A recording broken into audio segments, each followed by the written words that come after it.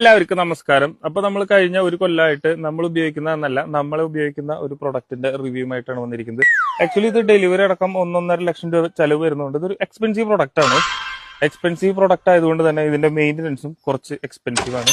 ഇതൊരു US സ്പെക്കിലുള്ള ഒരു product ആണ്. അതുകൊണ്ട് തന്നെ ഇന്ത്യൻ ഡേ ടൈമില് US നൈറ്റ് ആണതുകൊണ്ട് ഇത് ഓഫ് ആയിരിക്കും. US ഡേ ടൈം എന്ന് പറയുന്നത് നമ്മുടെ നാട്ടിലെ നൈറ്റ് ആയതുകൊണ്ട് ഇത് നൈറ്റ് ഓൺ ആവുന്ന ഒരു ഫീച്ചറിലാണ്.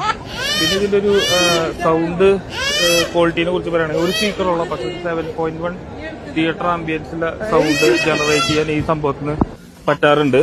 പിന്നെ ഫസ്റ്റ് ഇത് ഒരു മാനേജർ മാനേജ് ചെയ്തിട്ട് കൊണ്ടുവരുന്ന പ്രൊഡക്റ്റ് ആയിരുന്നെങ്കിൽ ഇപ്പൊ 3 മാനേജറായുണ്ട്.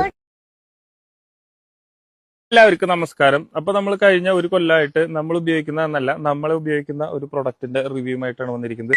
ആക്ച്വലി ഇത് ഡെലിവറി അടക്കം 1.5 ലക്ഷം രൂപ ചെലവ് വരുന്നുണ്ട്. ഇതൊരു എക്സ്പെൻസീവ് പ്രൊഡക്റ്റ് ആണ്.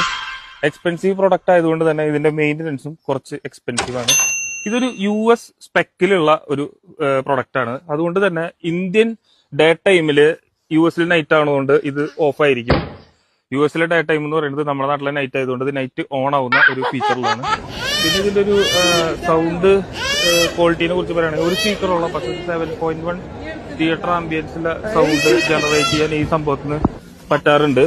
പിന്നെ ഫസ്റ്റ് ഇത് ഒരു മാനേജർ മാനേജ് ചെയ്തിട്ട് കൊണ്ടുവരുന്ന പ്രൊഡക്റ്റ് ആയിരുന്നെങ്കിൽ ഇപ്പൊ 3 മാനേജറായുണ്ട്.